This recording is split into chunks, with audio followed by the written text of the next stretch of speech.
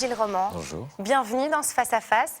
Nous sommes ravis de vous recevoir. Vous venez nous parler de la 9e symphonie, chorégraphie et spectacle qu'on retrouvera à Forêt Nationale. Je donne tout de suite les dates. Les 6, 7 et 8 janvier 2017 à Forêt Nationale, donc à Bruxelles. Chorégraphie signée Maurice Béjart, musique de Beethoven, 200 artistes sur scène, danseurs, musiciens, chanteurs. En fait, l'idée de ce spectacle, elle germe dans la tête et dans l'esprit de Maurice Béjart. C'était il y a plus ou moins 50 ans. Il a créé ce ballet en 64. Oui. Et puis à Bruxelles?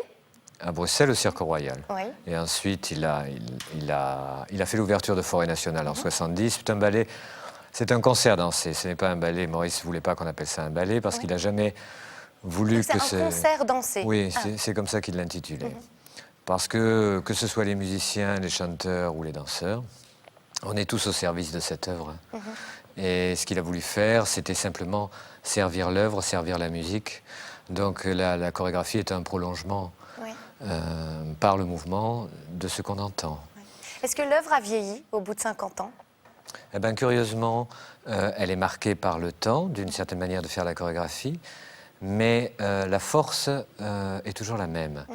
Quand on l'a fait, je l'ai remonté avec la troupe japonaise du Tokyo Ballet, parce qu'aujourd'hui j'ai une troupe... parce que vous n'êtes pas tout seul. Parce qu'aujourd'hui, la troupe contient à peu près 40 danseurs et danseuses. Et donc, quand Maurice Béjart a créé, il avait le ballet du XXe siècle et on était à l'époque 60 à 80. Donc, on a discuté beaucoup avec le directeur du Tokyo Ballet. On a décidé de faire ça ensemble. Donc, Parce que faire ça tout seul, ce n'était pas suffisant par rapport au nombre de danseurs. Exactement. Ah oui, okay. Exactement. Donc, le Tokyo Ballet fait le premier mouvement, on fait le deuxième et le troisième, et le quatrième, on se réunit. Comment ça se passe? Vous avez retrouvé, est-ce que la chorégraphie, vous avez dû visionner des vidéos de ce qui se passait avant, ou bien est-ce que Maurice Béjart avait laissé une trace? Est-ce qu'il notait sa chorégraphie? Non, Maurice ne notait rien. Ah oui. Moins pratique alors pour vous.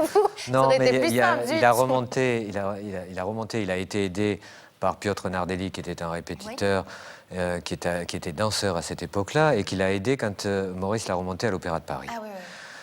Ensuite, moi, j'ai travaillé donc avec Piotr. C'est Piotr qui est venu en gros remonter. Ensuite, moi, j'ai beaucoup travaillé sur des versions différentes, beaucoup de choses qui se transformaient selon les danseurs, selon les moments, selon les compagnies. Donc la chorégraphie n'est pas tout à fait identique alors? Il y a des variations? Il y a toujours des variations, mais en même temps, je n'ai rien transformé d'important.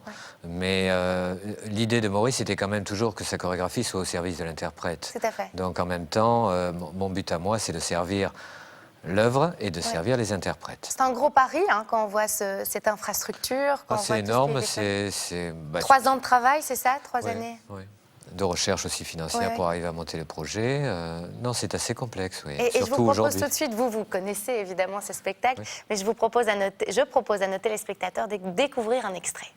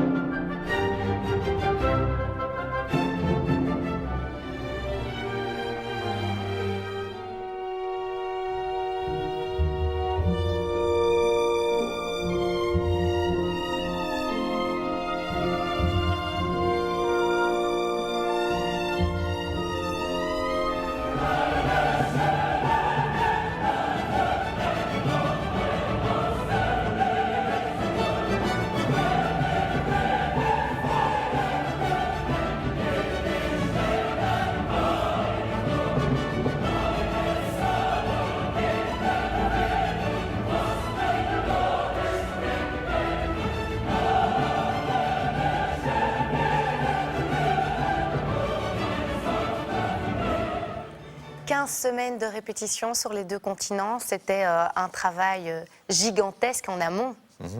Donc le jour de la première, le stress, il est comment? Il est complet, mais en même temps, c'est normal. C'est normal. Oui. Non, mais vous savez, c'était très impressionnant pour moi parce que j'ai toujours remonté les ballets de Maurice Béjart que je connaissais. Oui. C'est la première fois que je remonte un ballet que je ne connais pas. Oui, parce que vous êtes danseur, vous avez été danseur pendant 40 ans. Je suis rentré ici, j'avais 19 ans, Oui. en 79. Oui. Donc oui, j'ai travaillé 30 ans avec Maurice. Oui. Mais quand je suis rentré, ce ballet, on ne le donnait plus. Oui. Maurice avait arrêté juste la saison avant. À Moscou, il a fait sa dernière présentation de la 9e. Oui. Donc c'est le seul ballet que vous n'avez pas connu de l'intérieur. Absolument. Oui. Donc c'est peut-être plus simple pour un chorégraphe, vous arrivez avec un œil un peu extérieur, même en étant entièrement dedans. Oui, je pense que ça aide. Ça aide parce que du coup, j'ai un œil totalement neuf et j'ai pu corriger des choses et voir des choses que peut-être je n'aurais pas pu voir autrement si j'avais le nez dedans. On dit que ce spectacle est un spectacle de grande humanité, on parle de fraternité et d'amour universel. C'est ça pour vous, la danse, transmettre de l'amour, de danser ensemble, être ensemble, c'est ça? Particulièrement dans ce spectacle. Oui. C'est pour ça que j'ai voulu le remonter. Oui. J'ai voulu le remonter parce que le message de Schiller sur lequel Beethoven a bâti sa 9e, c'est le même message sur lequel Maurice a insisté. Donc c'est cette notion de fraternité, ce manifeste antiraciste.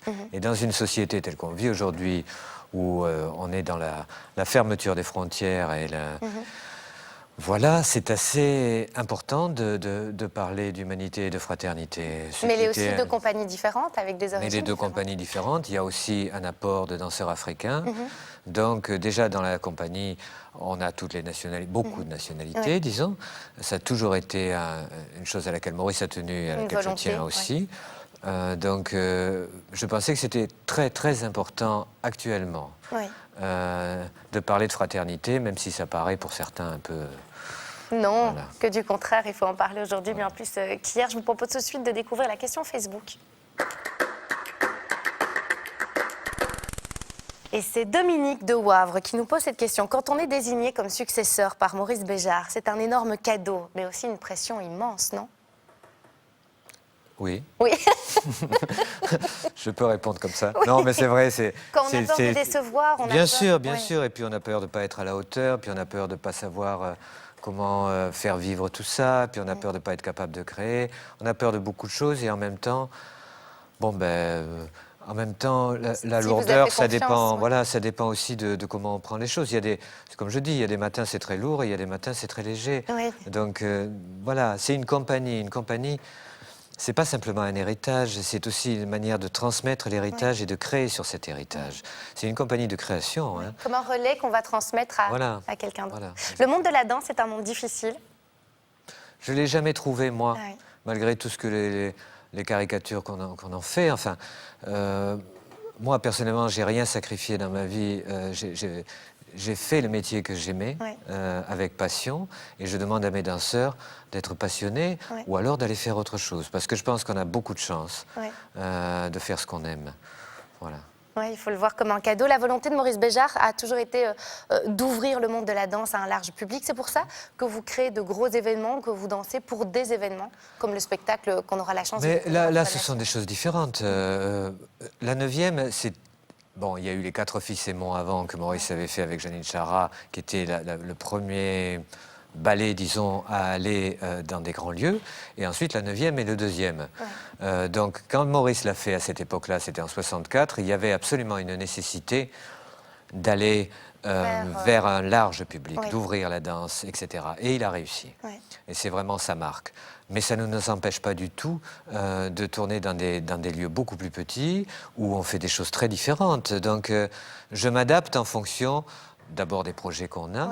Je n'aime pas imaginer que la compagnie ne jouerait que dans des événements. Non, la compagnie, elle tourne partout. Elle peut tourner au Sable d'Olonne comme elle peut tourner au NHK à Tokyo ou à Forêt Nationale.